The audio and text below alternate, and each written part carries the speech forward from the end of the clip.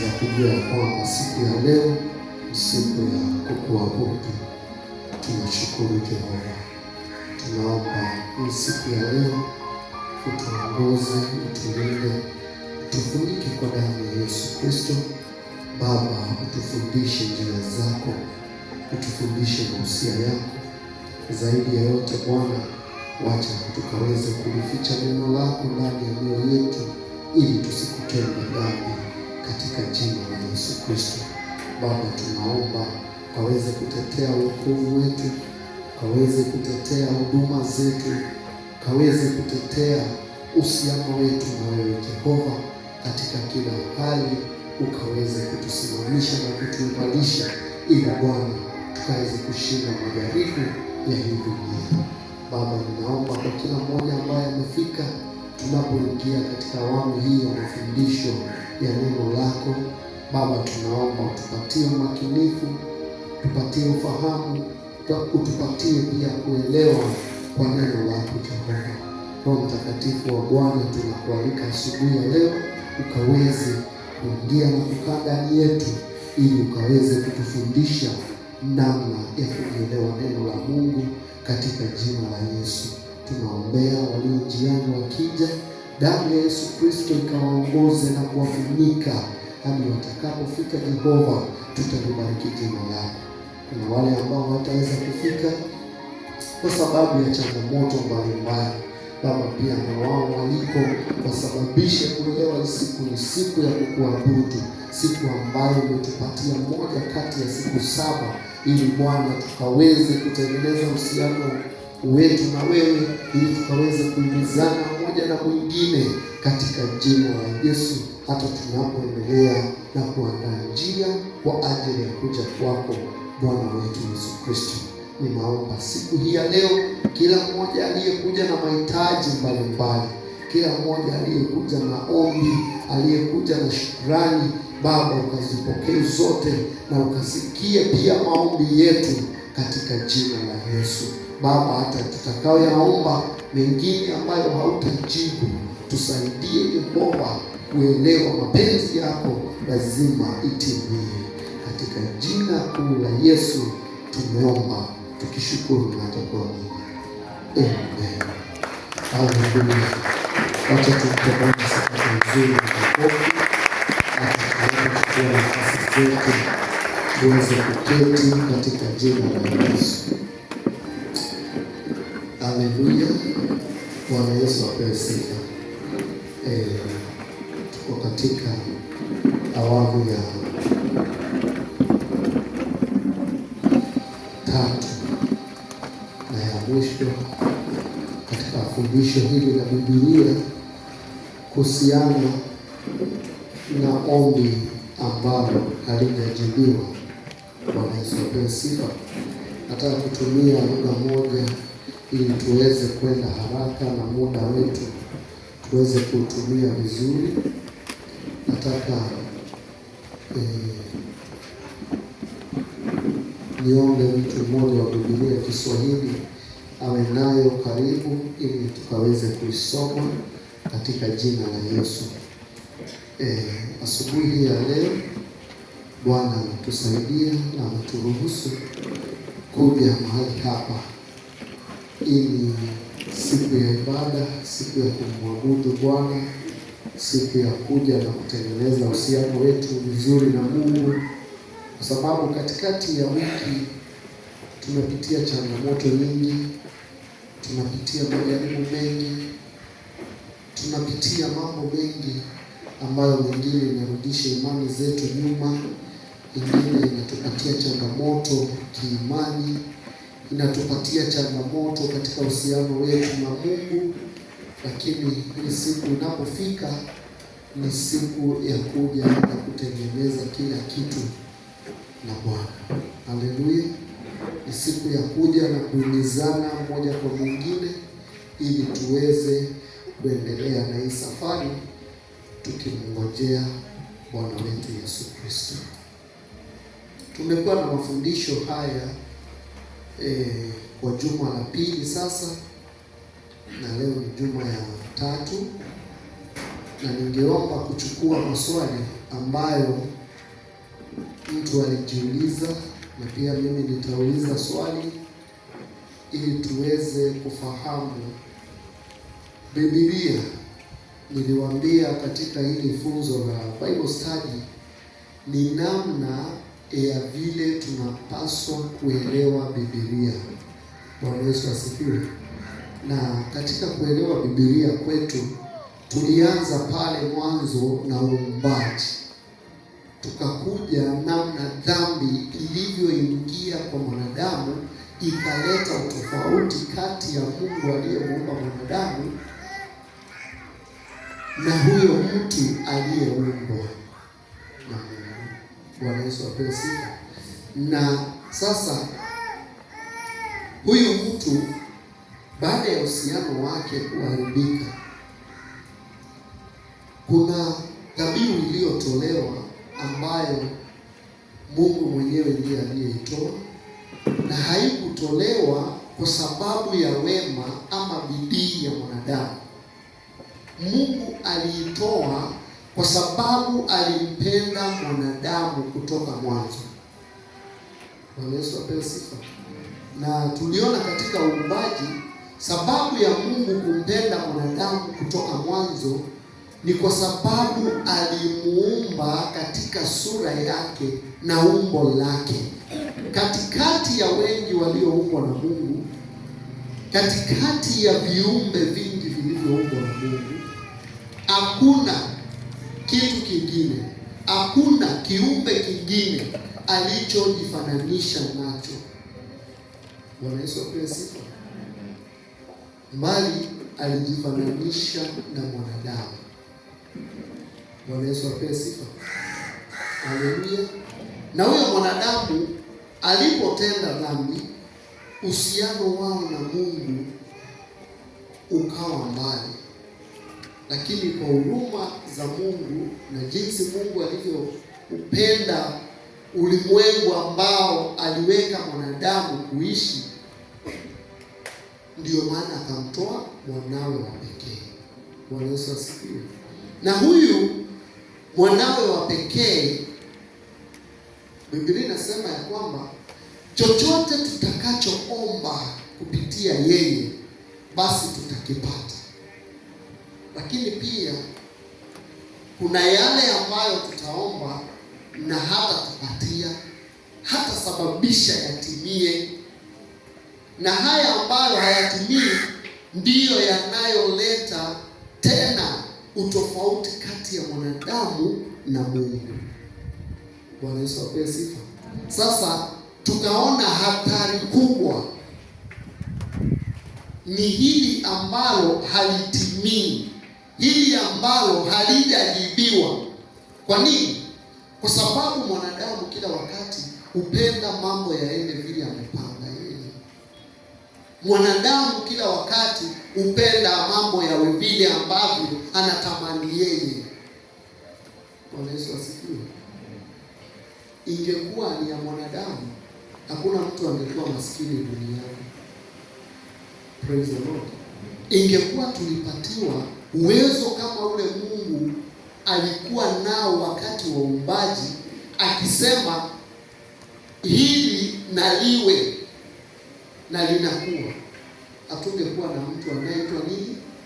Maskini. Bwana Yesu asifiwe. Kwa sababu mwanadamu anafanya bidii zote ili aweze kuwa tajiri wa ulimwengu huu. Na anapoomba, anapotamani hivyo, ikikoseka jinsi alivyotamani, anafika kiwango cha kumshuku Mungu, anatia shaka kwamba hakuna Mungu, anatia shaka kwamba Mungu ajibu maombi. Mwingine anaondoka katika wema wa Mungu, amekaa ndani ya nyumba ya Mungu muda mrefu, amekuwa Mkristo miaka mingi, na kwa sababu ya ombi fulani ambalo amelingoja kwa muda, tukaona inafika kiwango ya kwamba anaacha ule uhusiano na Mungu. Bwana Yesu apewe sifa. Sasa hili ndilo ambalo ni donda sugu kwa mwanadamu, hili ombi ambalo halijajibiwa. kwa sababu hata tunapofanya follow ups kule kufuatilia ushirika, kwa nini hujaja kanisani? Mwingine anakuambia tu kwa moyo msafi, mimi nilikaa kanisani, kawa ninaomba, nikawa ninafunga, lakini mambo yanaendelea kuwa mbaya. Yesu asifiwe. Mwingine atakwambia hata aliona Mungu ako na ubaguzi, alimpa huyu tulipokuwa tunaomba pamoja, mimi hakunipa mpaka leo, badala yake nateseka. Yesu apewe sifa. Kwa hivyo hilo linafanyika kwa nini? Donda sugu. Praise the Lord. Na katika hili somo la kiBiblia ni lazima tuelewe hayo mambo tunapoendelea kusoma Biblia, tunapoendelea kujifunza Biblia. Tujue kuna wapendwa ndani ya Biblia, watumishi wa Mungu walioyaomba na hawakujibiwa jinsi walivyotaka. Praise the Lord. Wakati utakapokumbana na huyo mtu, ukichunguza hatima yake, ukichunguza maisha yake, utajua kuna sababu ilikuwa pale. Na tukasema kuna baadhi ya sababu ambazo Mungu hajajibu maombi yako. Praise the Lord. Haleluya. Na hizo baadhi ya vipengele ama hayo mambo ambayo yanasababisha Mungu asijibu maombi yako, ndio watu wengi hawataki kuifuatilia ama kuitilia maanani, ili wajue ya kwamba sio watipasa aliyekuombea hakuwa na nguvu. Hapana, sio kwamba mahali ama vile ulienda kuomba haukupiga magoti sasa Mungu akujibu maombi yako. Hapana. Praise the Lord. Haleluya. Maana Biblia inasema Mungu huwa hamheshimu mwanadamu yeyote, mbali uliheshimu na kulitii neno lake aliloliandika na alilolisema mwenyewe. Praise the Lord. Na kwa sababu ya hiyo nataka kupokea maswali kabla niulize swali langu. Aliye na swali ni nani? Katika somo ambalo tumekuwa tukilipitia.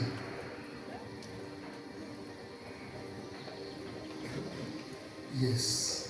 Nipatie microphone.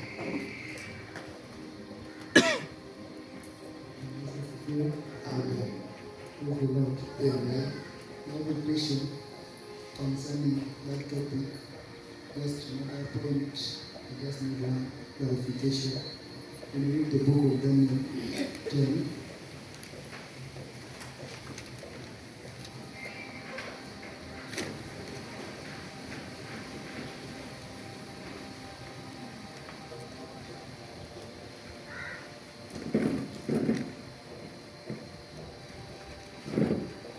we start from verse 1. I'm not going to read the entire verse, but I'll jump to verse 13 from verse 12. Daniel 10 from verse 12 to 13. Then he said unto me, Fear not, Daniel, for from the first day that thou didst set thine heart to understand and to chasten thyself before thy God, thy words were heard, and I am come for thy words. 13.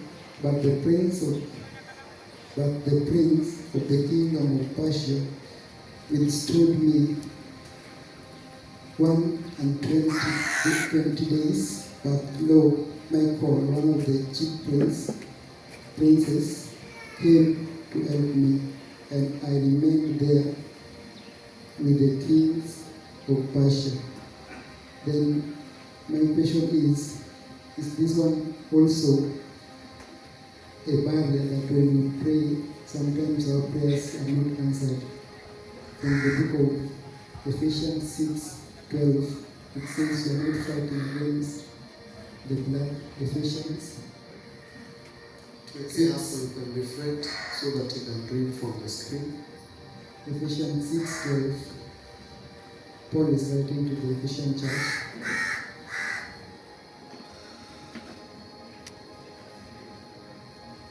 For our struggles is not against the flesh and the blood, but against the rulers, against the authorities, against the powers of this dark world, and against the spiritual forces of the evil in the heavenly realms.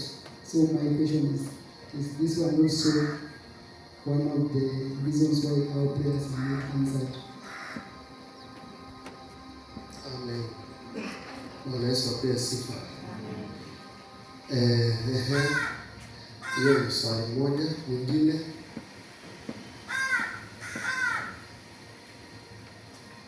amen. Hallelujah.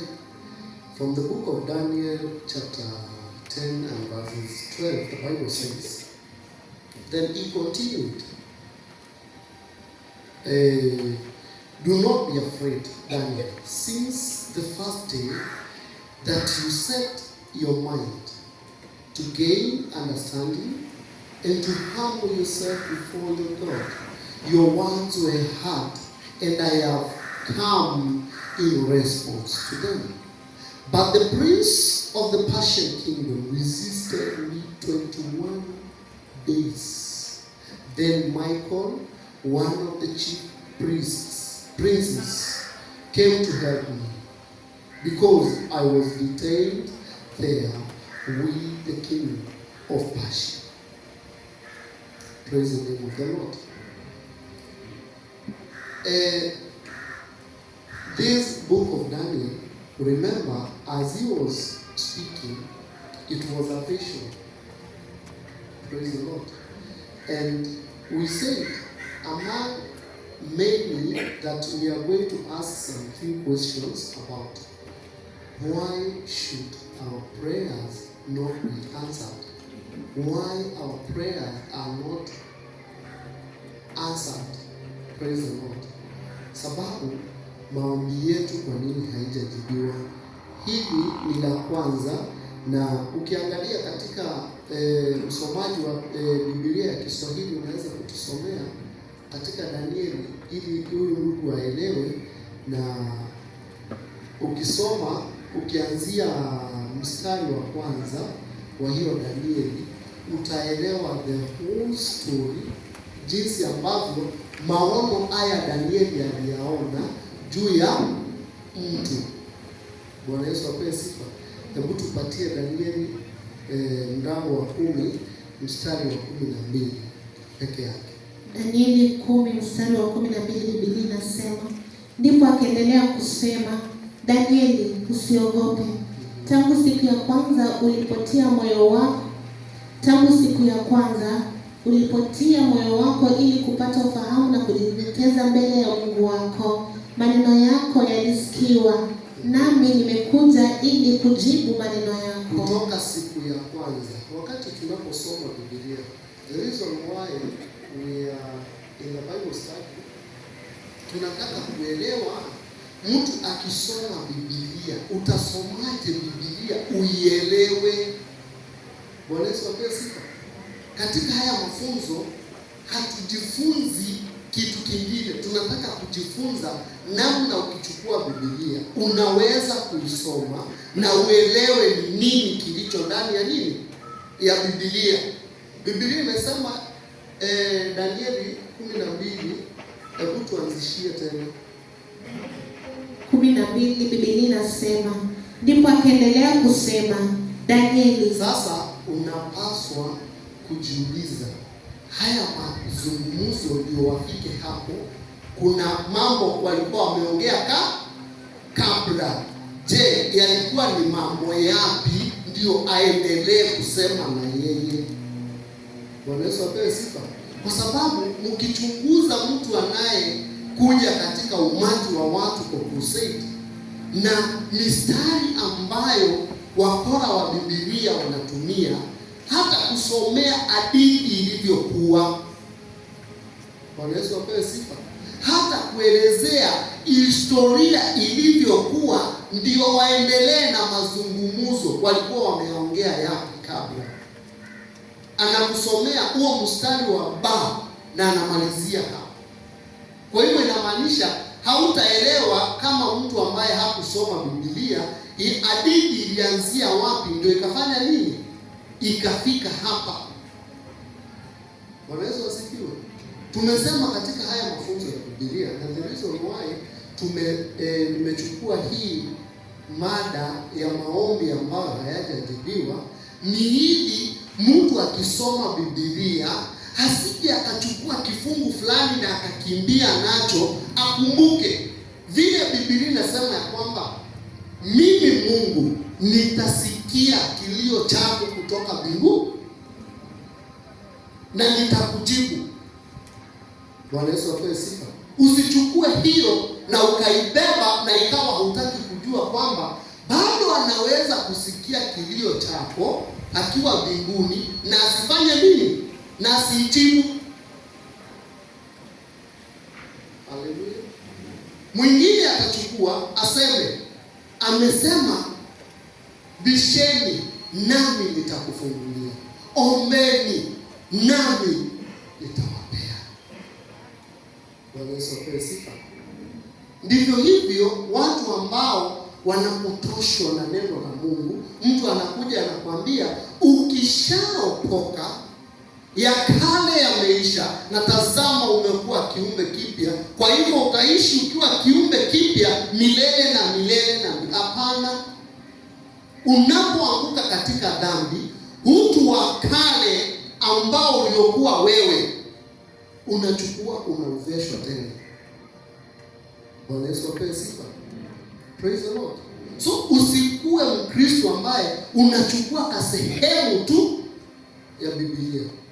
Soma historia jinsi ilivyokuwa. Haleluya.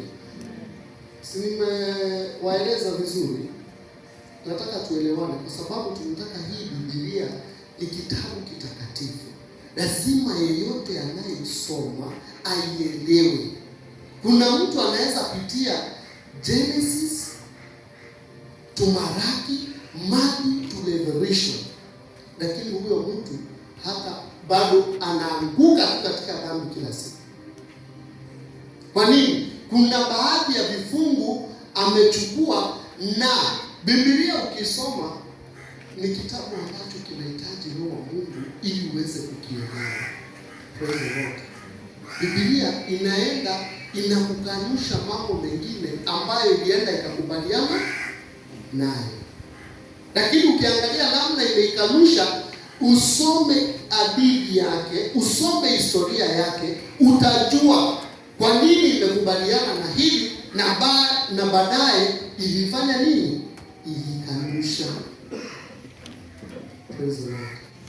Ili usije ukapotoshwa, ili usije ukapotea, ili usije ukachanganyikiwa. We must know how to read the word of God. Because without the word, remember, for our Lord Jesus to overcome the enemy, it is because he knew the word of God, as the word says. Praise the name of the Lord.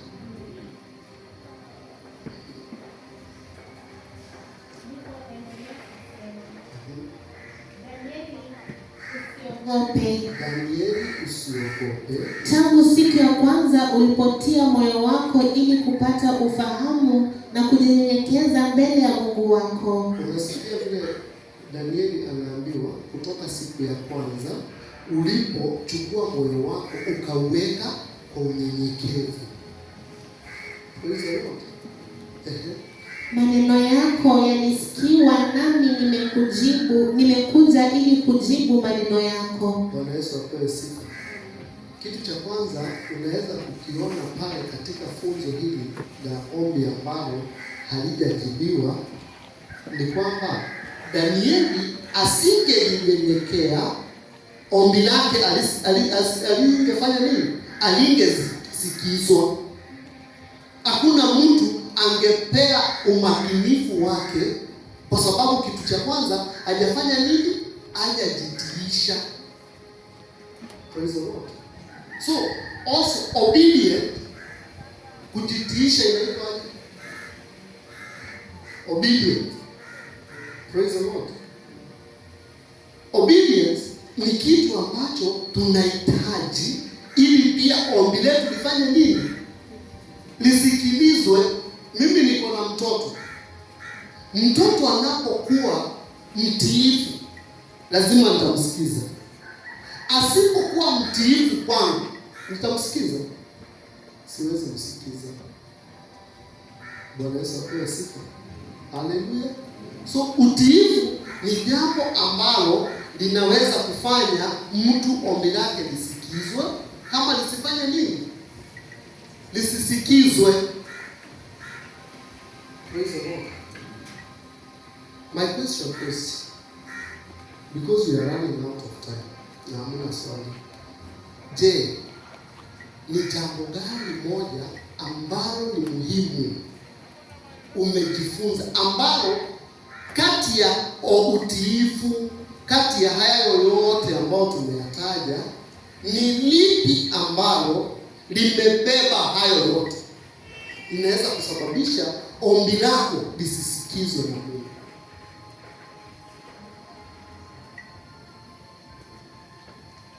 Bwana Yesu asifiwe. Ni point mtu aulize ama mtu anajibu? Praise the Lord. Niliwapatia vipengele nafikiri 4-5 na nikamwambia hizo ni baadhi tu. Kuna mambo mengi ambayo yanasababisha maombi yetu yasifanye nini? Yasijibiwe. Mtu asije akaona amekaa kanisani na hii kanisa ni kama haina utukufu wa Mungu, ama mahali hapa ni kama mchungaji hana nguvu za Mungu hata akiniombea. Hapana. Praise the Lord. Maombi yanayojibiwa na maombi yasiyojibiwa, haijalishi ni nani amekuwekelea mkono ama uliyaomba kwa njia gani. Hata wewe mwenyewe unaweza omba na ijibiwe, na unaweza omba na isijibiwe. But with a reason. Praise the Lord. Ni gani moja?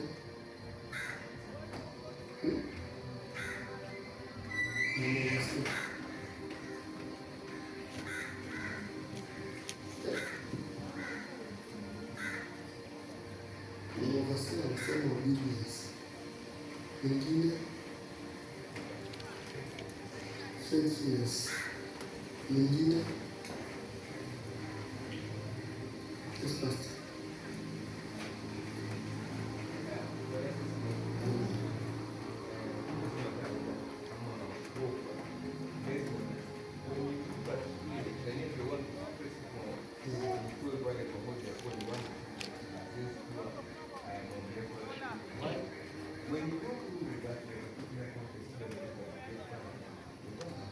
When the vision was coming, no one else was even able to face the Lord. So the Lord there, that's why I'm giving this aspect of doubt ama fear in a way that when I doubt that then you want to pray to something. In a one way or the other, that is convincing the other people. Angalia, anakuja na mbele Daniel. Don't be afraid. Already at the back, if you have your vision, there was a moment whereby nobody wanted even to stand before the Lord. Everybody was afraid. Here you have a problem, and here you still in fear, you are still downhearted, and yet you want to present it to the Lord. See, so another number one, don't be afraid. I think now the vision was there. So that he gives them the courage to God. It is also our courage at times makes us even not to get into the Lord.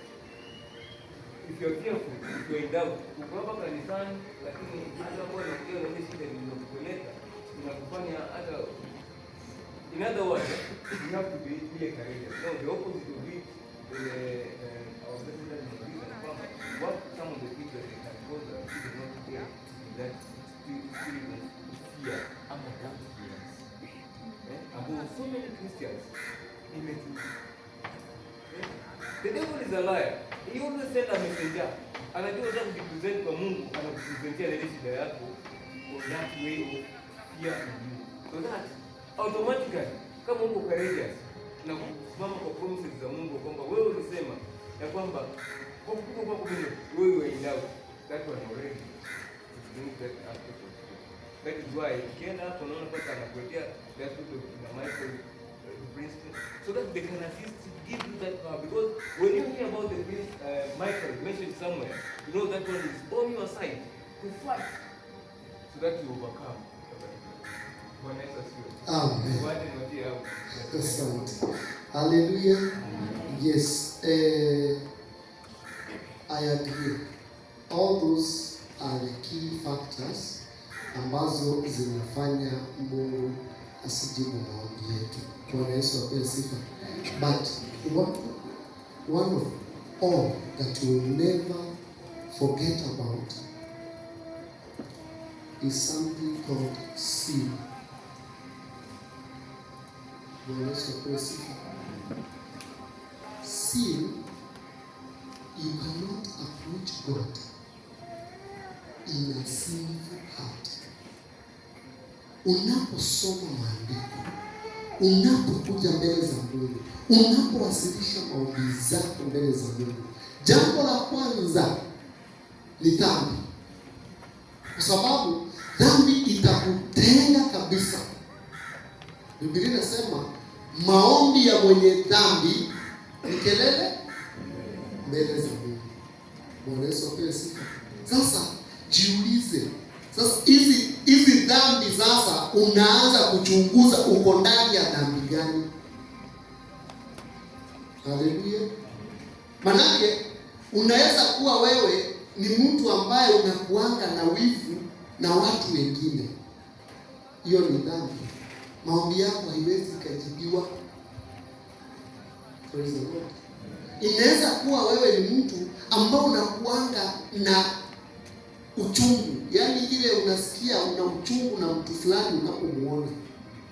Maombi yako haiwezi jibiwa. That is sin.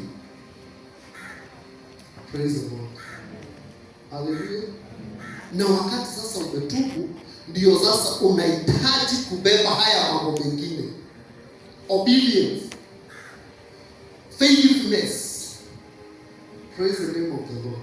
Because as a Christian, hauwezi mpendeza Mungu kama wewe sio mtiifu. Hauwezi mpendeza Mungu kama wewe hauna imani ndani ya Mungu. Bwana Yesu apewe sifa. Na hilo ndilo ningependa usilisahau. Siku ya leo tunapotamatisha, nataka kuileta na hii njia kwamba maombi yetu hayajajibiwa. Je, tufanyeje? What should we do? Because in everything we need solution. Praise the Lord. Not about discussion. We need solution. Tunataka suluhu ya hilo jambo ili maombi yetu ijibiwe.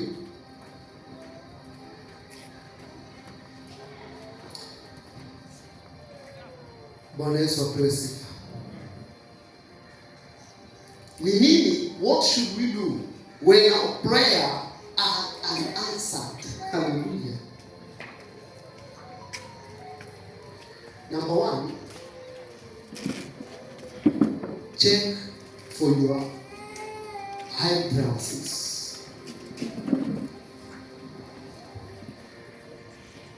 Ni nini unapaswa kufanya kama Mkristo unapongoja kwa muda mrefu, unapongoja maombi yako yajibiwe na hayakujibiwa? Ufanyeje? Lazima ujirudie, uanze kuona ni wapi kuna pingamizi. Bwana Yesu apewe sifa.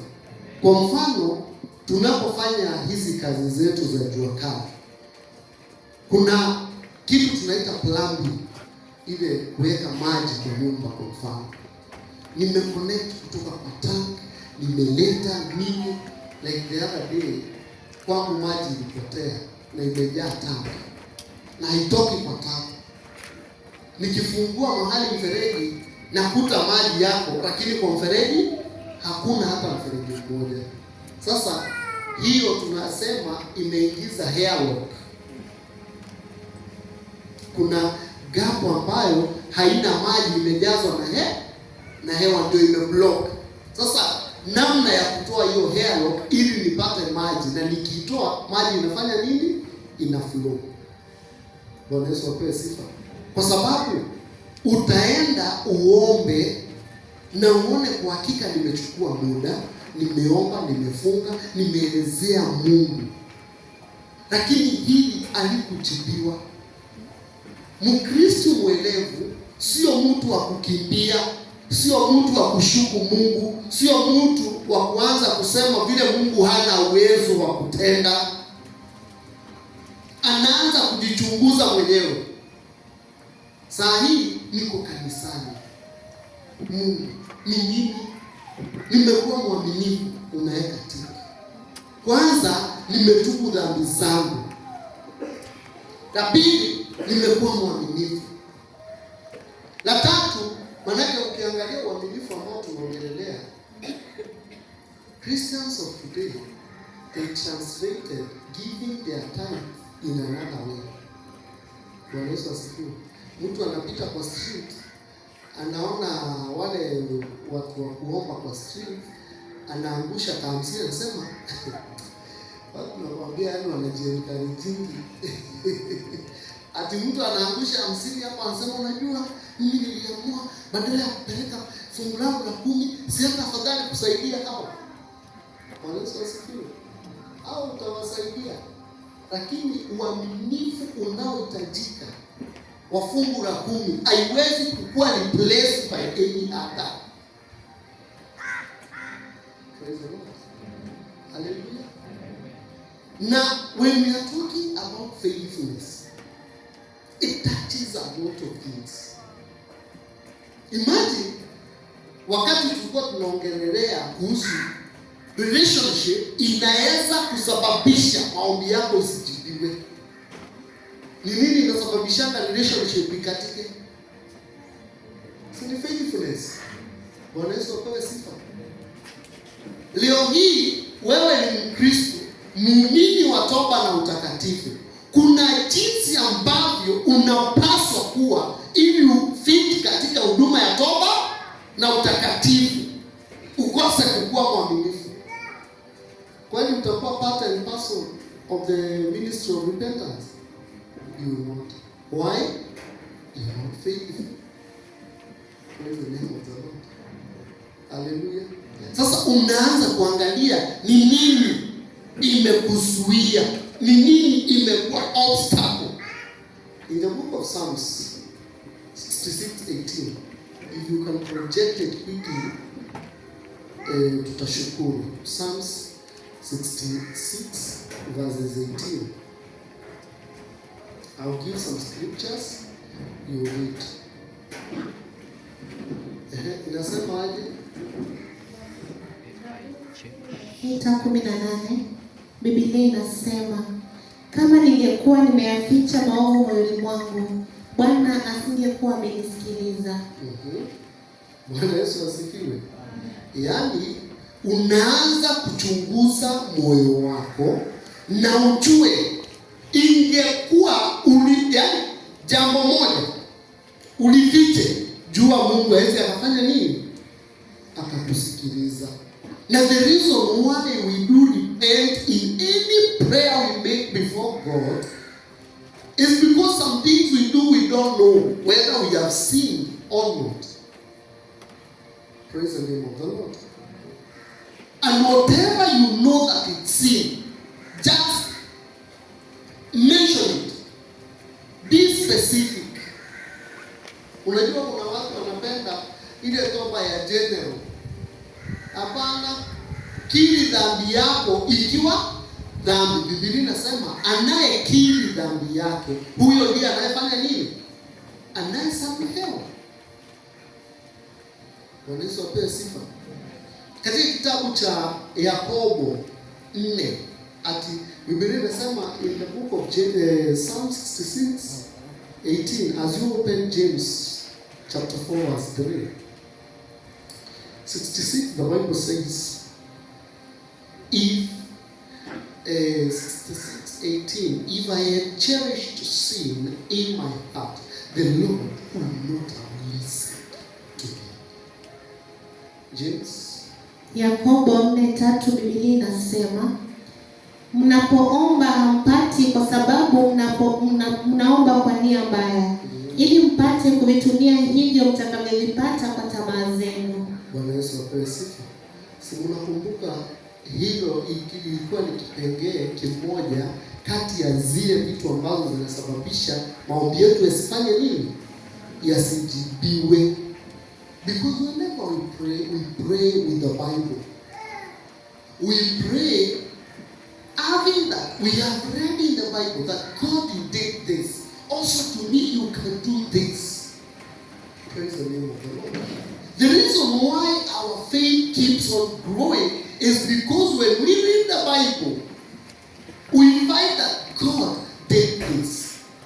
So to me, you can do more and more. Bwana Yesu apewe sifa. Tunapopitia majaribu, ukisoma maandiko katika kitabu cha Ayubu, unakuja kujua yako bado hayajaitwa majaribu. Kweli ama urongo? Bwana Yesu apewe sifa. Ndio maana unaona mojawapo ambayo tulikuwa tunasema ni pia kusoma neno la Mungu.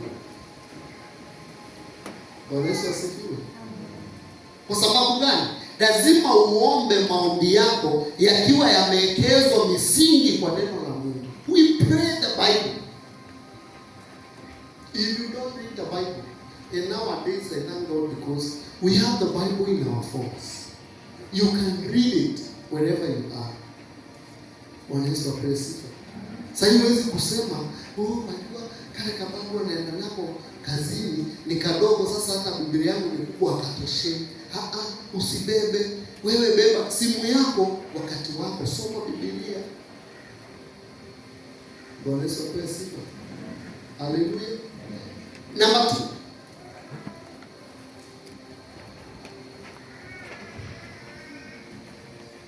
What you should do when your prayer has been answered, make sure that you align with God's will.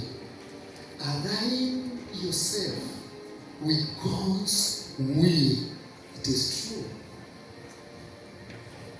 Wakati maombi yako yanapokosa kujibiwa, nafasi yako wewe hakikisha uko tu sawa na Mungu. Bwana Yesu apewe sifa. Anapokosa kujibu maombi yako, pengine yamechelewa, pengine ameamua akujibu kwa sababu amejua kwa nini.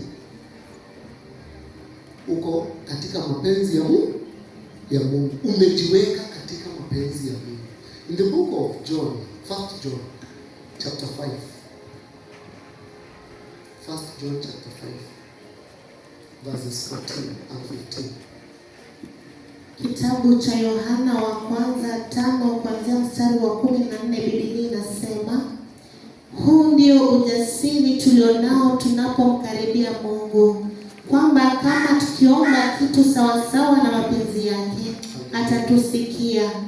Nasi kama tunajua atusikia lolote tuombalo, tunajua ya kwamba tumekwisha kupata zile haja tulizomwomba. Amen. Bwana Yesu apewe sifa. Hebu rudia hiyo verse 14 and 15 again. Kitabu cha Yohana wa kwanza sura ya 5 mstari wa 14 na 15 Biblia inasema, huu ndio ujasiri tulionao tunapomkaribia Mungu, kwamba kama tukiomba kitu sawasawa na mapenzi yake, atusikia. Nasi kama tunajua atusikia lolote tuombalo, tunajua ya kwamba tumekwisha kupata zile haja tulizomwomba. Bwana Yesu apewe sifa. Number 1, as we approach before God, the confidence, we must have first confidence. Praise the Lord. And the first assurance of our confidence as we approach before God is when we have repented of our sins. Praise the Lord. We cannot have that confidence. We cannot have the surety of the confidence as we approach God. You remember the Israelites. During the time of Moses, wakati walisema wanataka kukutana na nani?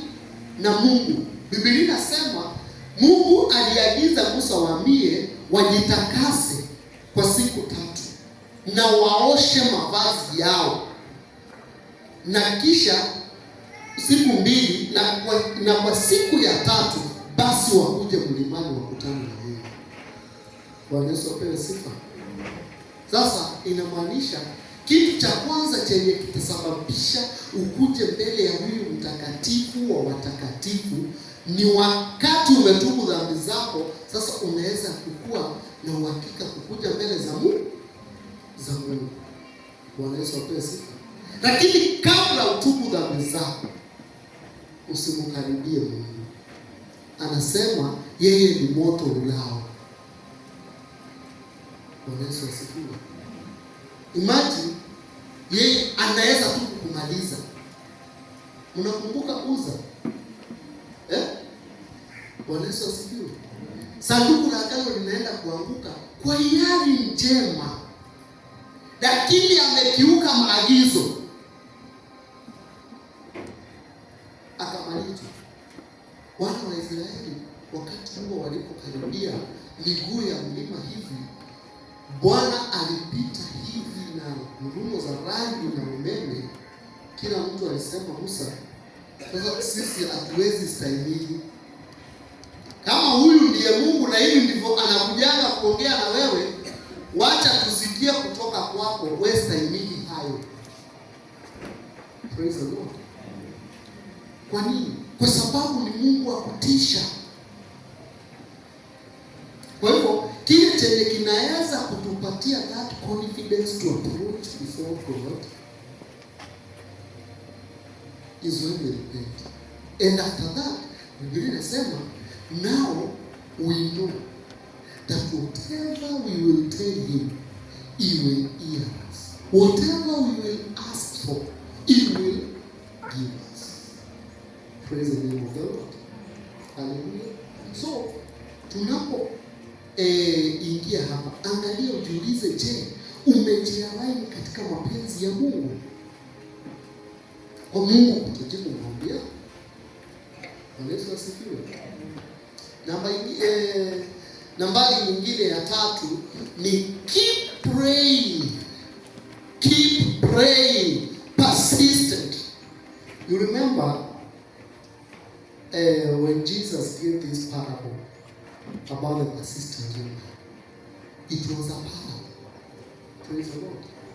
We will come and know when Jesus was teaching between whatever was happening and the parables.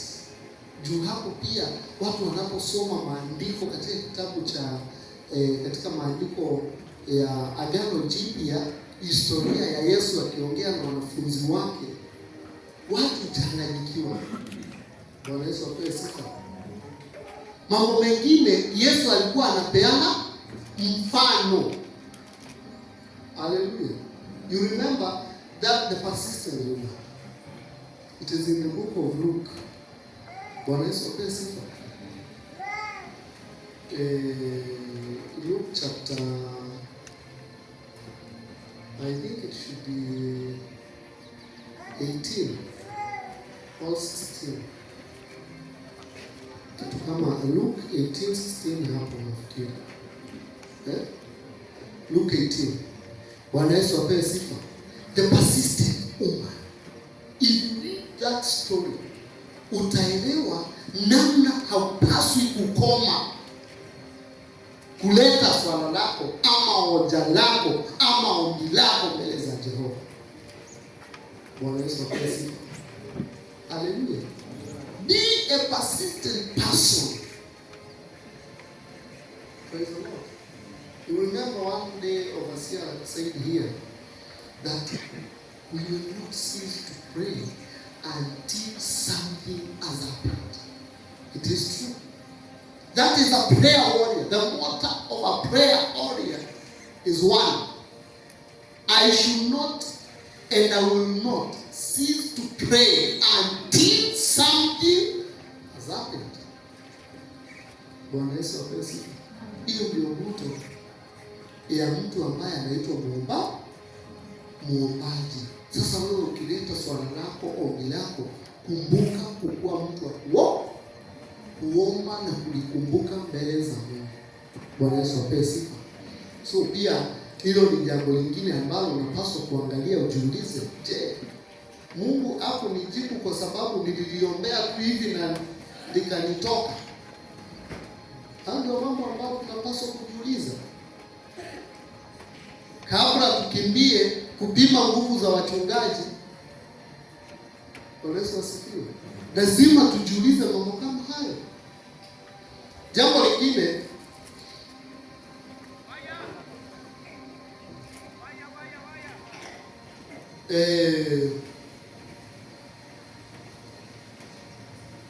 ni lazima ukuwe mtu ambaye umezama katika Zaburi.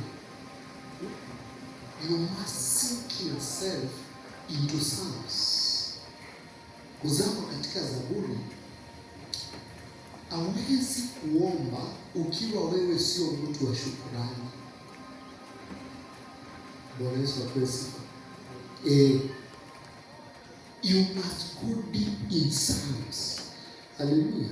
In the book of Psalms chapter 13, 1 and 2. Psalms 13, 1 and 2. Zaburi 13, 1 na 2. Biblia inasema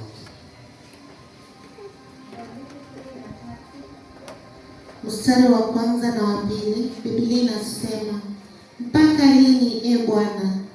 Je, utanisahau milele? Utanificha uso wako mpaka lini? Nitapambana na mawazo yangu mpaka lini? Na kila siku kuwa na majonzi moyoni mwangu. Adui zangu watanishinda mpaka lini? Nitazame unijibu e Bwana Mungu wangu. Yatie nuru macho yangu, ama sivyo nitalala usingizi wa mauti. Adui yangu atasema, nimemshinda, nao adui zangu watashangilia nitakapoanguka. Lakini ninategemea upendo wako usiokoma. Moyo wangu unashangilia katika wokovu wako. Nitamwambia Bwana kwa kuwa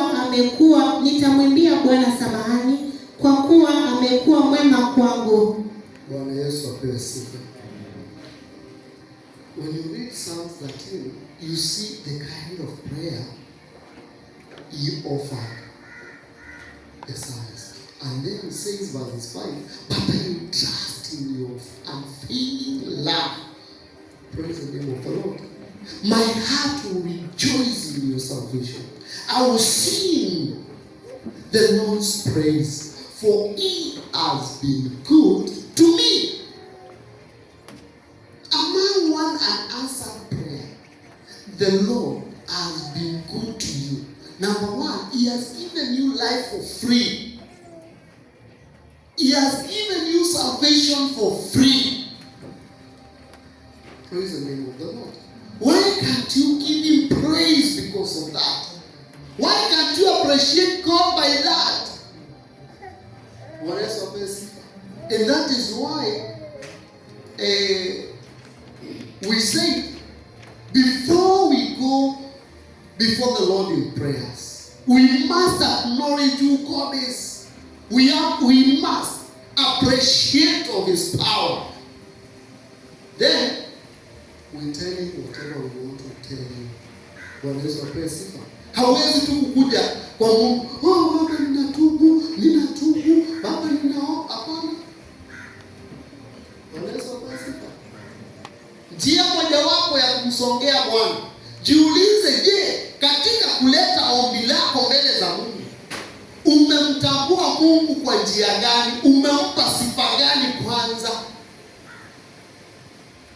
Unapongojea ombi lako kujibiwa. Bwana Yesu asifiwe. na mengineyo. Na pia lingine ni lazima umwamini yeye. Praise the Lord. And I have a memory verse. You read in the book of Isaiah 55 verses 8 and 9 at your own time, but I have a memory verse in the book of Hebrews chapter 5. In this Bible study, I'll give you a memory verse. Bwana Yesu apewe sifa. Kitabu cha Zaburi cha Waebrania 13, samahani. Waebrania 13 mstari wake ni wa 5.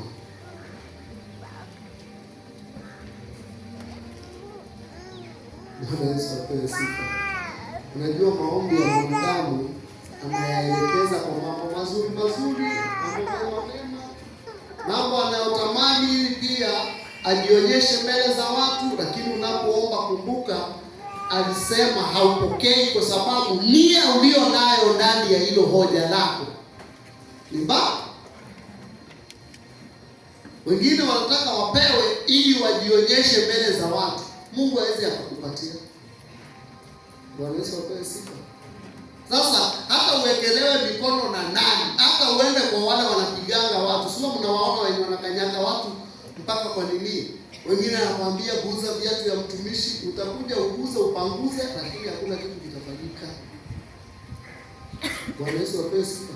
Utahama kanisa baada ya kanisa, kanisa baada ya kanisa, kutafuta mafuta baada ya mafuta, lakini haitafanya nini?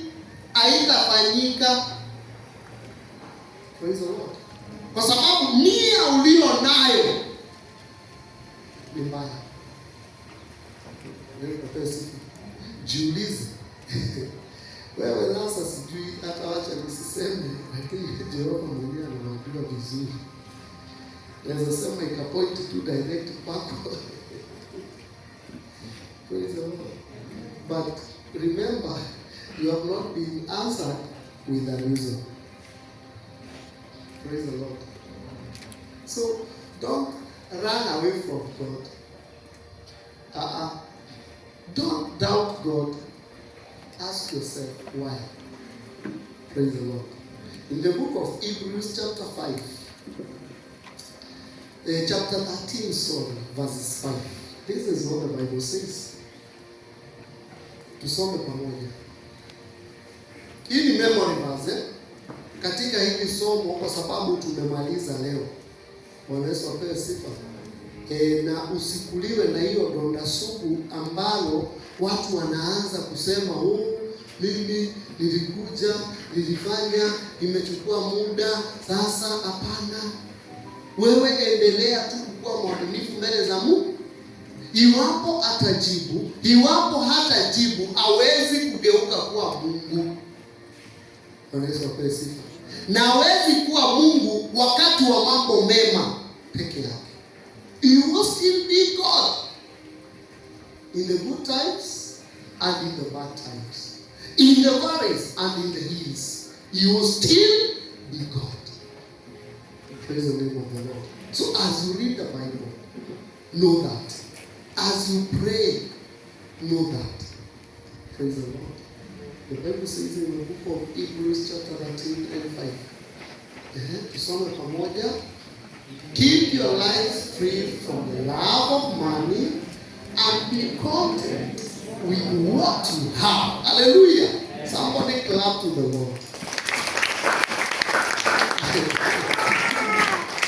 Hallelujah. Keep yourself free from the love and be content. Wangapi wanaweza kuvumilia hivi? Yesu apewe sifa. Jamani, lazima uvumilie. Hizi pesa, hizi shekeli zilisababisha Judasi aliyeaminiwa kukabidhiwa mfuko wa sadaka. Unajua mama Kamika wa treasury, tumempatia hiyo nafasi juu tunamwamini. Ndio unajua mnaendanga mahali kwa vikao mnaanza kusema mbona wasiamini mtu fulani kama waliokoka, Hata yeye ukienda kanisani, mwenye anaweka pesa lazima awe na pesa. Hatutaki kuweka kwa majaribu jamani. Wanaweza pesa. Majaribu ya pesa hapa hatuwezi kukuweka. Sasa wewe kama mshahara yako na savings zako zote kwa mwaka ni shilingi 20,000.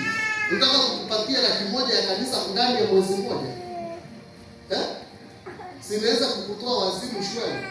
Wengine hata ukuta umetoroka, umeanza kutafuta visababu na pesa ya kanisa mnayo. Wanaweza pesa. Biblia inasema sasa hiyo ndio sababu hata ukienda kwa matanga mwenye anapoitiwa kama treasurer ni mtu akikula pesa tuko na kitu ya kufanya nini?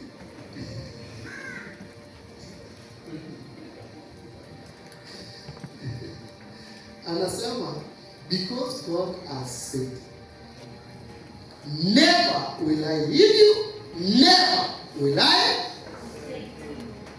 Praise the name of the Lord. Don't forget about this in the verse. Hebrews 13 verses 5. Keep your lives free from the love of money and be content with what you have. Praise the name of the Lord. Because God Himself, Jehovah, He has said, never will He leave you nor forsake you. In good times, in bad times, in the valleys, in the hills, He will still be God forever. Praise the name of the Lord. May the Lord bless you. May the Lord be good to you as we continue and as we prepare for another topic. I know. Yes, tuko na swali hapa. Maana tunamaliza, tunatamatisha hii awamu. Karibu. Katika kupasa sauti. Amen.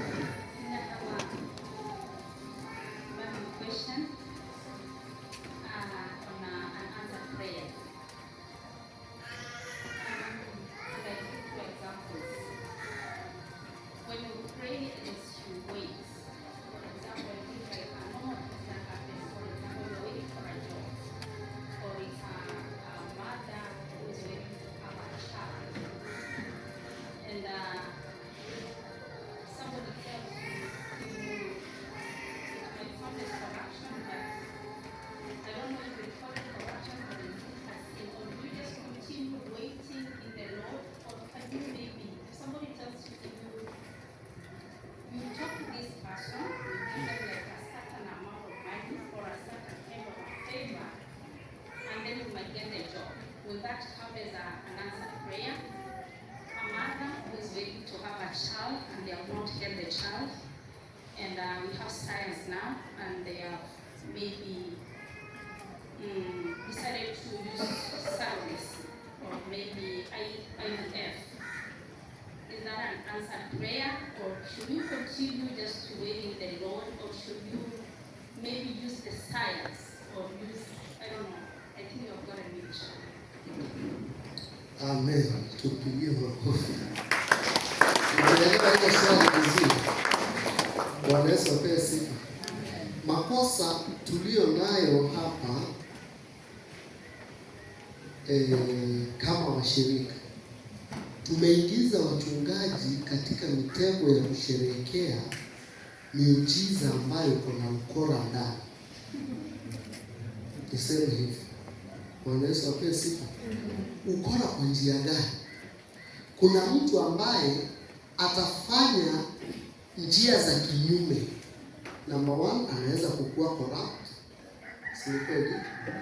Number 2, akona godfather mahali. Mtu fulani anaenda anatafutiwa makosa, anafutwa ili huyu mtu akuweke hapo. Na unajua tumekuona kweli huna kazi. Tumekuona umesota. All of a sudden tunakutana barua, employment letter. Mimi kama mchungaji siwezi jua ulienda njia gani. Si ni kweli? Si unajua mimi nitaambia watu wewe Mungu ametenda. Lakini kweli hapo ni Mungu ametenda? Hakuna. Yesu apewe sifa. Hiyo ni njia ambayo umejitafutia katika njia ya udanganyifu, na kitu ambacho Mungu hakukupatia. Njia uliyoipata ndio njia utatumia kuisustain. Let me tell you. Lakini kile umepatiwa na Mungu, Mungu mwenyewe ndiye anatumika kuisustain. Praise the Lord. So sometimes ukitumia njia ambazo sio njia za muujiza ya Mungu, for example kazi na kuonga. So tunajua Kenya ile tunaishi, wenye haki wa Mungu wengi wanataabika kwa sababu wamesimama na ukweli. Lakini hili andiko tumesoma hapa Hebrews imecover everything. Hebrews 13:5, you'll never forget about it. Praise the Lord. Imesema wewe jitenge mbali na hiyo upendo wa nini? Wa pesa. Na anasema kwa sababu Mungu anakujua na ameahidi haezi akakuacha. Unaweza pesa. Haezi akafanya nini? Akakuacha. Ndio unaona watu wengi wameopt Pastor Shadrach kuishi, but not because they wanted. Ofisi yote watabisha, umekuja na nani? Akuulizi ati umekuwa accompanied na nani for security purposes. Pesa. Unamwambia sielewi ndio. Namwambia kama uelewi, ngojea hapo nje. Unakuja ngojea nje. Hiyo hatuwezi kuita muujiza. Sister Ephanie, hii mambo ya kisayansi ni kweli ya Yesu pesi.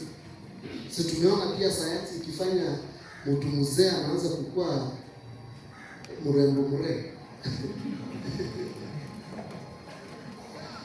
Mbele vile Mungu aliiweka, kubali usonge nayo vile hivi. Yesu pesi. Sasa wewe tunakuona umeanza kurudi muyani, tunasema neema imetosha.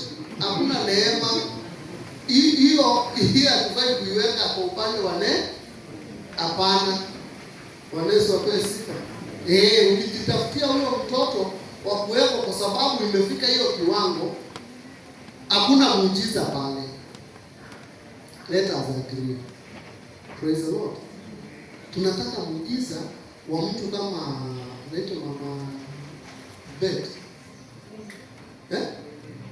Winbet. Bwana Yesu apewe sifa. Surgery ambayo Pastor Kosgei mwenye tunamjua, he was in that room that day. Akifanyiwa operation, akatolewa hiyo umbu ya uzazi, ikaekwa kwa dustbin, ikaenda kutu. Bwana Yesu apewe sifa. Lakini miraculously today Mama Winbet anafanya nini? Ananyonyesha. Tuko na mtu kama Veronica. Yeye alikuwa ni altar. Alikuanga hapa Malindi for 8 years nikiwa namuona hivi. Si unamjua Veronica? Alikuanga worship kwa hiyo madhabahu. Tulikuwa pale Cleopatra. Mimi kumjua for 8 good years. Na wakati Mungu alimfungua, mimi nilikuwa nao. Bwana Yesu asifiwe. Alikuwa amefika mahali aende kutembea kwa wakwe zake. Praise the Lord. Kwa sababu ya the humiliation. Lakini wakati Mungu alipobariki na watoto, Veronica kuna watoto Pwani altar, ni mshirika hapa. Na alibarikiwa akiwa hapa Malindi, akaanza kunyonyesha hapa. Mtoto wake wa kwanza anaitwa Promise. Kuna msichana mkubwa. Bwana Yesu apewe sifa. Sasa hiyo ndio tunaweza kusema ni nini? Ni miujiza. Kwa sababu kuna mwingine wataona mwaka wa kwanza, wa pili, wa tatu haya mmeachana. Kwa nini? Mimi sasa nilio mwanamke mwenzangu azai, sasa familia sijui nasema sijui. Bwana Yesu apewe sifa. Ingekuwa ni watoto ulitaka, wewe hata usijisumbue. Watoto ni wengi, unaweza pata na uletewe hapa shule mzima. Bwana Yesu apewe sifa. Lakini kama unataka kukua na ndoa, Mungu atatengenezaje ushuhuda Hatujaona Veronica miaka 8 ana ujauzito na saa hii Mungu amembariki. Tutajuaje Mungu anaweza badilisha? Praise the Lord. Na kuna mahali Biblia inasema wakati kipofu alipoona katika kitabu cha Yohana 9 ati ya kwamba huyu alizaliwa hivi ili nguvu za Mungu zifanye nini? Zidhihirike. Praise the Lord. So let us call a miracle a miracle. A pure miracle without any corruption. Praise the Lord. Tumeona hata wengi wakifake viwete. Unakuta mtu ameletwa na wheelchair hapo hivi. Unajua katika hii mambo ya ridiculous na nini na hizi content mnatengeneza hapa mkijiita content creators sijui nini, kuna watu walibarikiwa. Niliona mtu kwa TV anajipeleka hivi, kiuno inaruka inaenda hivi na ako na mikongojo, lakini akiweka chini mtu tu anatembea hivi. Hata nikasema dunia imefika pale. Praise the Lord. Sasa mtu anakuja ako hivi na anamwaga maji. Hata anaangalia mtu hivi. Tuliona hata kwa Mombasa kaunti wakifanya msako. Watu 70 wanakimbia. Mtu anaona watu wamekuwa serious. Anaweka mche, anaanza kutoroka. Na hapo nyuma hata haogi. Lakini jioni ni mtu na shughuli zake. Bwana Yesu apewe sifa. Sasa hizo vitu hufanyika. Na atakapoamka, huwezi kusema leo ni muujiza. Muujiza gani? Praise the Lord. Si ni kweli? Let us call a miracle a miracle. Na usiwahi simama hapa kuleta muujiza ulio na ufisadi ndani yake. Hautakuwa mimi unanidanganya pastor. Unadanganya Mungu unayesema angetenda na hajatenda. Praise the Lord. You have been answered. Praise the Lord. Yesu imesaidia mtu. Bwana wabariki.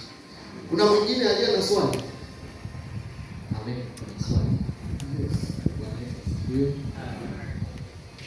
Swali langu ni sote tunajua God is sovereign and he does whatever he needs, anataka kufanya wakati wowote bila kuuliza mtu. That's why the book of Proverbs, 6 Psalms of Proverbs says the plans of man is a mwanadamu, but it is the will of God that will prevail. So in the book of Matthew pia kuna mahali imeandika ya kwamba God knows whatever you want to pray even before you pray. So with those scriptures, if God knows whatever I want to pray before I pray, what is the need of me praying? And if God is sovereign, and actually his plans are the ones that are going to prevail, why do I have to tell him my plans? Because eventually you have to be yes. Asante. Bwana Yesu apewe sifa. Mmesikia tukisema hapa, nikitangulia na kusema kuna mtu anayejua andiko moja analichukua, lakini hataki andiko lingine. We are in a Bible study na tunajifunza kusoma Biblia ndio nielewe Biblia. Bwana Yesu apewe sifa. Je, Biblia inasema vile wewe anauliza, ni swali mzuri ambalo pia limesababisha watu waone haina haja ya kwenda wapi? Kanisani. Maana ikiwa roho yangu ndio hekalu ya Mungu, naenda kufanya nini kanisani? Praise the name of the Lord. But Paul said, do not cease to meet for the purpose of encouraging one another. The reason why we come into a Sunday service, it is to encourage one another. Bwana Yesu apewe sifa. Na akasema kwa nini aombe ikiwa Mungu hata anajua kile anachotaka kusema.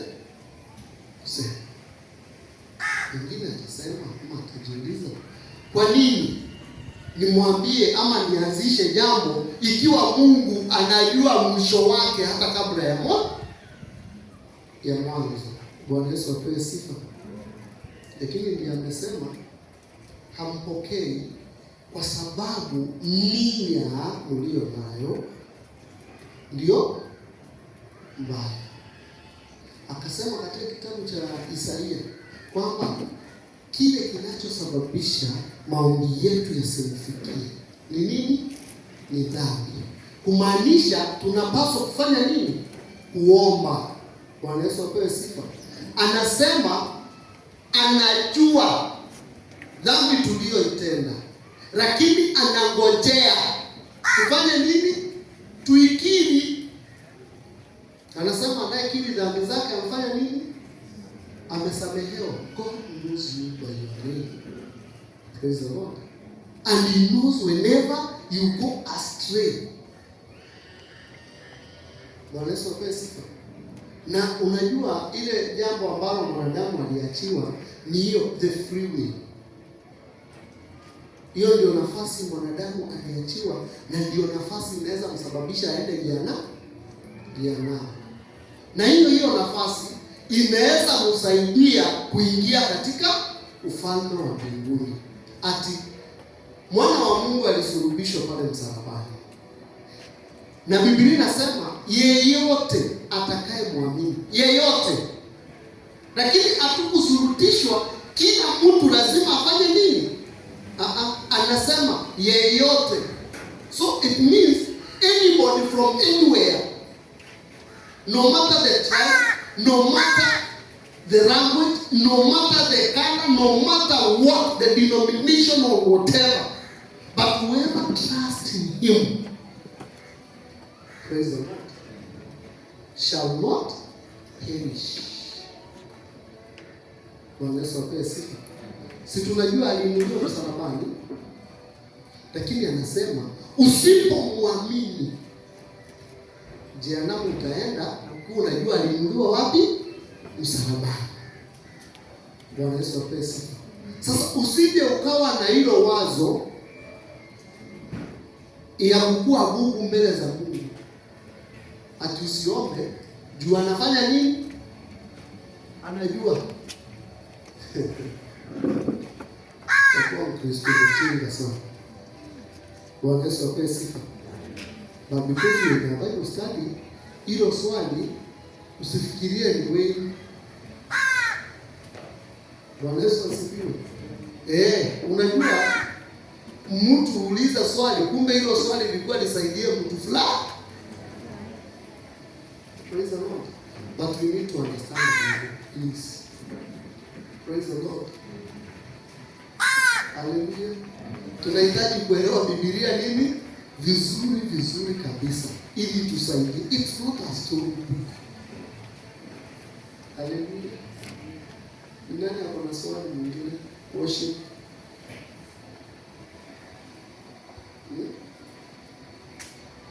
Worship. And take your position. Swali zimeisha.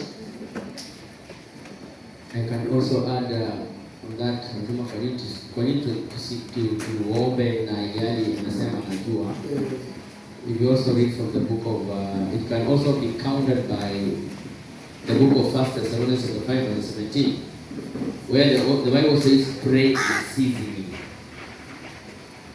So whether bila kukoma, haijasema ni bila kukoma, whether unajua au hujui, pray unceasingly.